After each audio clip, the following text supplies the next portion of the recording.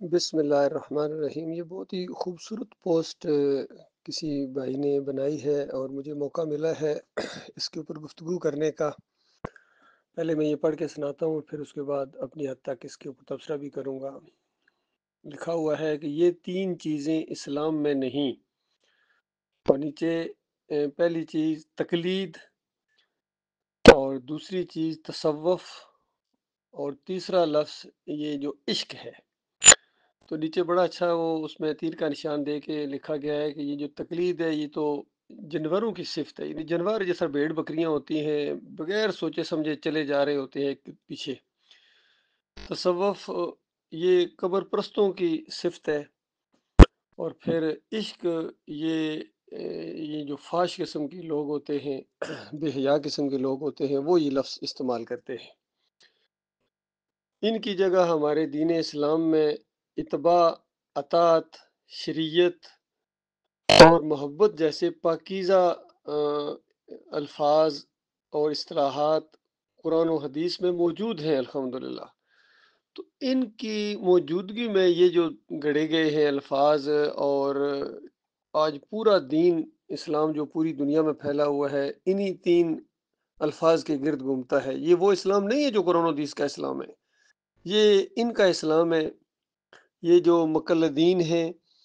مقلد وہ ہوتا ہے جو کسی غیر نبی کے بارے میں کوئی ایسا ذہن بنا لے کہ بس جو یہ کہے گا میں وہی بات مانوں گا، اور اس کے بعد قرآن اور حدیث کی بھی بات اس کے سامنے آئے تو وہ ٹس سے مس نہیں ہوتا ہے۔ اس حوالے سے یہ سارے کے سارے مقلدین ہیں، چاہے یہ بریلوی ہوں، دیوبندی ہوں، اہل حدیث ہوں، حنیفی ہوں، یہ سارے کے سارے مقلد ہیں اپنے اپنے اکابرین کے۔ اسی وجہ سے ان کے عقائد کے اندر جو شرک ثابت ہے، اب ان کے سامنے قرآن اور حدیث کے بھی دلائل دیے جائیں تو بس ان کے اوپر کوئی اثر نہیں ہوتا، اور اپنے اکابرین کی طرف اشارہ کر کے نہیں ہمارے حضرت جو کہہ کے گئے ہیں کیا وہ نہیں جانتے تھے؟ چاہے زکریا کاندلوی صاحب کی کتاب کے کتنے مشرکانہ قصے ان کے سامنے لائے جائیں تو بس کہتے ہیں تم زیادہ جان کے ہو، زکریا کاندلوی صاحب نہیں جانتے تھے۔ چاہے یہ محمد حنیف کے لوگوں کے سامنے یہ مشرکانہ جو سجدہ تعظیمی کا شرک یہ لایا جائے کہ دیکھو قرآن اس کا انکار کرتا ہے، قرآن تو ہر جگہ یہ ہے کہ سارے انبیاء اللہ کو سجدہ کرتے تھے اور اللہ کی طرف بلاتے تھے، تو تم نے یہ کہاں سے نکال لیا؟ یہ ابن کثیر کی کتابوں تفسیر سے لیا ہے، یا یہ دوسرے لوگ جتنے مودودی صاحب اور ڈاکٹر اسرار، تو ان سے متاثر ہو گئے تو قرآن کو پیچھے چھوڑ دیا؟ تو اس کو کہتے ہیں اندھی تقلید۔ تو یہ جو تقلید ہوتی ہے یہ شرک ہوتی ہے۔ پھر تصوف جو صوفیہ کے ہاں پایا جاتا ہے، سارے صوفی اس تصوف کو ثابت کرتے رہے اپنی کتابوں کے اندر، عبد القادر جیلانی ہو، محی الدین چشتی ہو، علی حجویری ہو، مجدد الفسانی ہو، اور پھر ان کی جتنی یہ شاہ ولی اللہ کا پورا خاندان ہو، آگے ان کی باقیات مودودی صاحب کے اندر بھی تصوف پایا جاتا ہے، ڈاکٹر اسرار کے اندر بھی صوفیوں کے بہت زیادہ تعریفیں کرتے ہیں، اور وحدت الوجود کے مشرکانہ عقیدے کو ہمیشہ ثابت کرتے رہے ہیں، اور قرآن سے ثابت کرتے رہے ہیں ڈاکٹر اسرار سورہ الحشر سے۔ تو اس کے بعد جتنے یہ دیوبندی ہیں ان کی کتابیں دیکھیں، عقائد علماء دیوبند اٹھا کر دیکھیں، سب کے اندر یہ تصوف کی آمیزش ہے۔ تو یہ اسلام نہیں ہے بھائی۔ تصوف کے اندر تو یہ ہے، اس کے تین جو پلر ہیں بڑے بڑے، ایک یہ ہے کہ وحدت الوجود، کہ یہ پوری کائنات کہتے ہیں ایک ہی وحدت ہے، اور یہ جو کچھ آپ کو نظر آ رہا ہے اصل میں یہ ہے کوئی نہیں ہے، یہ اللہ ہی کی ذات کے حصے مختلف انداز سے اللہ تعالیٰ نے اپنا اظہار کیا ہے، اور یہ ساری چیزیں پہاڑ، سمندر، ہوائیں، ہر چیز کہتے ہیں اللہ ہے۔ کسی صوفی کے سامنے کوئی کوا کائیں کائیں کر رہا تھا تو اس نے کہا لبیک لبیک، تو لوگوں نے کہا حضرت یہ تو کوا ہے، ان کا نادان، ہر چیز وہی ہے اور اسی کی آواز ہے ہر طرف۔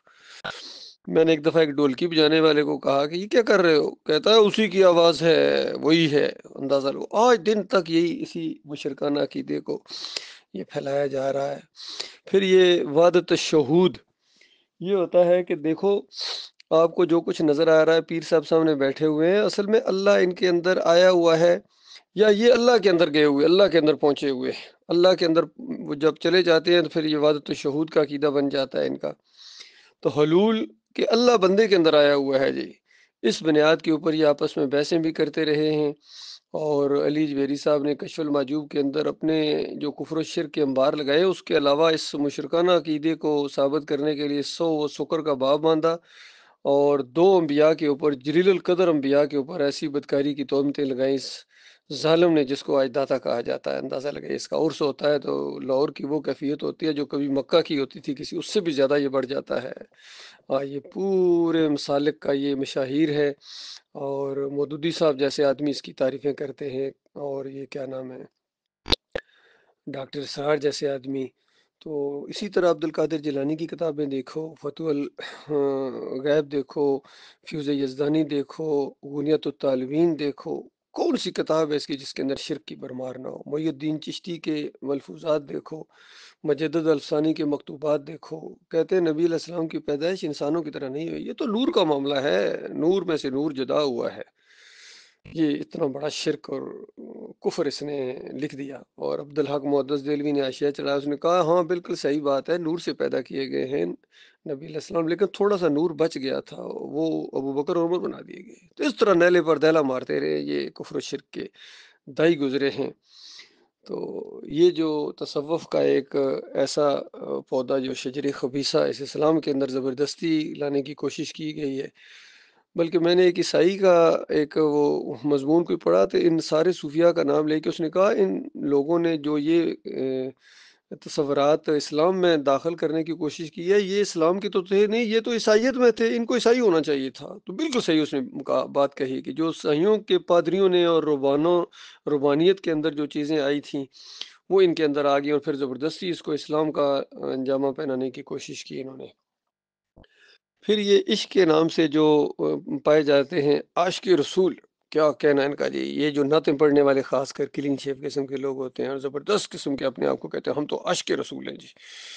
کچھ یعنی مسلک بھی اپنے آپ کو کہتے ہیں، جس طرح طاہر القادری ہو، اور خادم حسین رضوی تو سرٹیفائیڈ عاشق رسول تھا، اس کے اولاد بھی آگے سے سارے، اور کتنا شرک اس نے بیان کیا ہے، ہر صحیح واقعے کو الٹا معنی دے کے اس نے پیار کیا۔ اور اس کے ساتھ رضوی نے ایک دفعہ کہا، اس نے کہا پہلے پہلے تو ہمارے جو مقررین سٹیج پر آتے تھے وہ تو کوئی اپنا تھوڑا بہت تعارف کراتے تھے، اب کسی تعارف کی کوئی ضرورت نہیں ہے، ایک ہی تعارف ہے ہم سب کا، کہتے ہیں کہ ہم سارے غوث کے کتے ہیں یا نبی علیہ السلام کے کتے ہیں۔ اندازہ لگائیے، یہ عالم دین ہے، اندازہ لگائیے عشق کے آڑ میں انہوں نے کیسے کیسے غلیظ عقیدے لوگوں کے سامنے پیش کیے۔ پھر ہمارے علاقے میں، گجر خان کے علاقے میں، ایک دفعہ ہمارے خلاف انہوں نے پروپیگنڈا کیا، علاقے کے لوگوں نے، اہلیہ نے، چکری وکیلہ نے، اور سارے کے سارے 28 عاشق رسول اکٹھے ہو گئے اور انہوں نے پرچہ کٹایا، اور بہرحال اللہ تعالیٰ نے ان کے اوپر ہمیں ہیوی کر دیا، انہوں نے منہ کی کھائی، کیس میرا ختم ہو گیا۔ تو اس کے بعد پتہ چلا جو سب سے بڑا عاشق رسول تھا، راجہ آف دی ولیج، وہ 1.5 ہفتے بعد ڈکیتی کی کیس میں پکڑا گیا جناب۔ ایسی مار پڑی اس کو، اور اس کے ساتھ والے لوگوں نے کہا کہ دیکھا تو نے ان لوگوں کو غلط کیس میں پھنسایا تھا، اللہ تعالیٰ نے انتقام لیا ہے۔ اور دوسرا ایک بہت بڑا عاشق رسول ہے، آج کل بھی دندناتا پھرتا ہے ادھر ادھر، وہ جناب قادیانی کی سرٹیفکیٹ بنوا کے جاپان کے چکر لگا کے آیا ہے، اور پاکستان میں آ کے اور چکری وکیلا میں آ کے جناب عاشق رسول بنا ہوا ہے۔ تو اس طرح سارے کے سارے یہ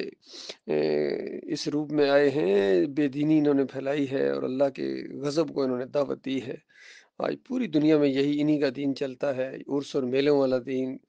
پکاروں والا دین، یا رسول مدد، یا علی مدد، یا غوث مدد، یا عبد القادر جیلانی تو ہمیں پہنچ وہاں سے، اور وہاں امریکہ نے اینٹ سے اینٹ بجا دی ان کی۔ اور عبید اللہ ابن یونس نے پوری تاریخ عرب کی بیان کرتی ہے کہ یہ عبد القادر جیلانی یہ 553 میں یہ مرا ہے،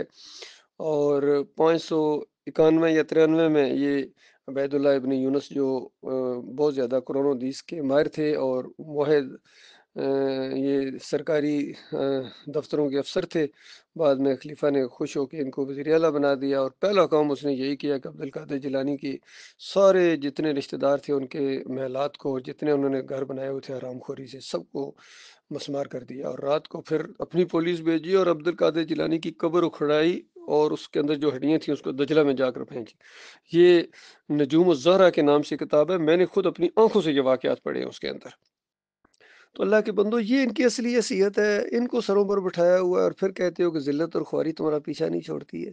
یہ ذلت اور خواری بڑھتی جائے گی جب تک تم ایمان خالص کی طرف نہیں آؤ گے، اور پوری طرح اعلان کیا جائے کہ یہ جو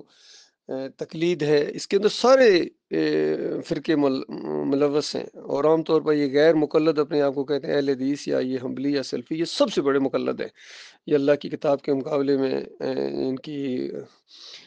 کیا نام ہے، شاہ ولی اللہ کی باتوں کو مانتے ہیں، اور اپنے میاں نذیر کی باتوں کو مانتے ہیں۔ کتنے ان کے فتوے ہیں میاں نذیر کے انداز مشرکانہ، اس کو سب کو مانتے ہیں۔